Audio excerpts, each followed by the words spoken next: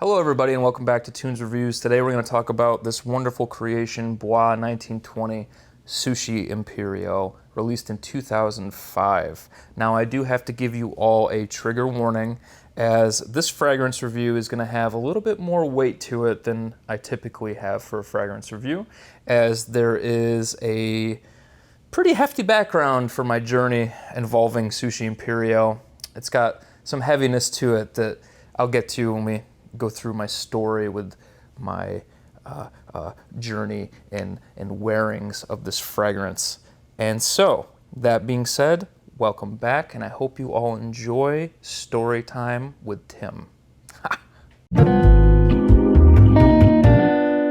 So, Sushi Imperiale has a really wonderful opening. It's kind of a citrus. It's bergamot, lemon, and then it goes into a nice pepper, nutmeg, cinnamon, jasmine type mid, and it finishes off with a little bit more of that spice. I would say a lot of the cinnamon is a main player in it, with some vanilla and some patchouli and some creamy sandalwood. So that's essentially what you're gonna get for the notes. And on my skin, it smells pretty much like a airy, citrusy apple pie. It's the best way to describe it. If you have tried the original Old Spice, okay, that comes in like the white bottle aftershave type thing, it smells kind of like a more sophisticated, updated version of that. It smells very luxury in my mind. It's like a luxury take on a gourmand, if that makes sense. So the gourmand that you would wear in a tuxedo is Sushi Imperiale. Now, Sushi Imperiale comes in two different sizes. There's the 1.7 ounce and the 3.4 ounce.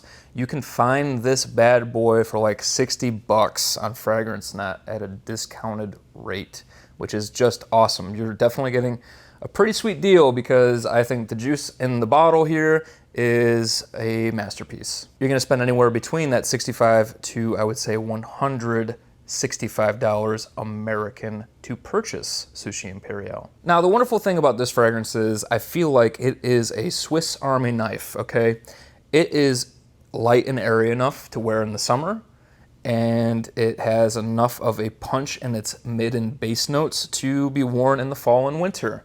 That being said, this does not project that well in the winter, but it is the perfect fall fragrance. This is fall in a bottle to me. It's Thanksgiving, it's October, it's just a wonderful, wonderful fragrance to wear when it starts to get that crisp, cool night thing going on with the bonfires and the hoodies and the fun stuff in the fall. That's what this is. It's a wonderful, wonderful fragrance to wear dressed down, and a wonderful fragrance to wear dressed up. I would say is definitely right down the middle of the line, unisex for both men and women. Now, my overall rating for Sushi Imperiale would be a solid 9 out of 10. I don't think that it's doing anything that it hasn't done before, like other houses have done before. It reminds me of a Jean-Claude Ellena creation, because it has this transparency to it. So it's very well crafted.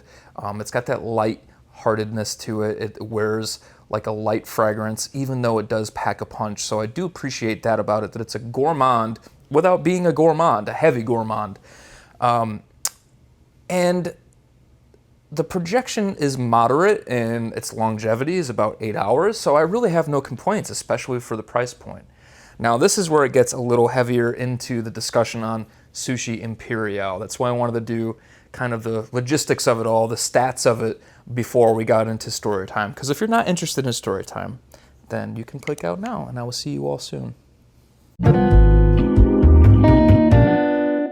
Now, we talk about nostalgia with fragrance. We talk about the olfactory senses, and then how we can relate different events or different occurrences throughout our lives to smell. And this happens to be probably the main culprit of kind of kickstarting bad memories for me. It is a masterpiece. I have worn this on dates. I've worn this casually in my PJs. I've worn this on holidays. I've worn this to school, to work, you name it. However, when I was 22 years old, I had to stop wearing it. I had owned the bottle, my original bottle. This is a new one. I actually sold the original bottle. I had owned it for, I want to say maybe 2 years or so. It was a big player back when Ombre Narguilé was introduced. This was introduced to the fragrance community way, way, way back when there was maybe 10, 15 reviewers. This was a star, okay? And for a good reason, it's a wonderful fragrance. So I hopped on it, got a big bottle of it, loved it. So one day in July, I was 22 years old. I was at work, and I worked at a factory at the time. I hadn't really found myself yet. I was like an almost high school dropout, and this was before I decided to go to college. So I was working at a factory. I was probably 2 years into working at this factory, this monotonous shit job, whatever. And my main boss was on vacation, which meant that it was just me and this other kid left in the section of the department that we were working in. I used to work a very early shift. I'd work 5:30 in the morning till 2:30 in the afternoon. I love that shift, by the way. And so I get in very early, probably 5 o'clock, and maybe 15, 20 minutes goes by, and I'm looking for, my coworker, who was only a year older than me. And I went to the back room, and I found him dead. So I was wearing this fragrance when that happened. It's funny because, it's not funny, but it's interesting because a lot of people would probably say, that poo-poo that off and say it's not such a big deal. But I gotta tell you, I mean, the PTSD and whatever else that I had gone through with trying to, save him, etc. He was already gone. There was no saving him. He actually passed from an enlarged heart, something that nobody ever caught. And what was the most unfortunate part was his mother worked there too, so I had to watch how that whole thing played out. It was just very traumatizing, to be frank.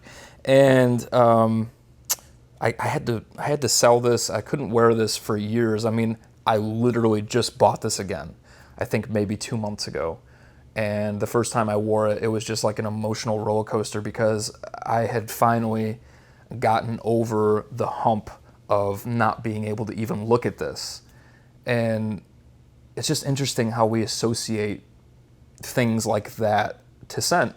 God rest Eric's soul. I feel awful for his family to this day, and he was far too young, and I wish something could have been done, that could have been caught sooner. But I'm just giving you my side of the story and the fragrance that I was wearing when that unfortunate occurrence had happened. So that being said, I can enjoy Bois 1920. Derek would want me to enjoy it. He was a very quirky, funny, interesting guy. So he would say, fuck it, Tim, enjoy Sushi Imperiale. You don't need to hold on to that negative memory.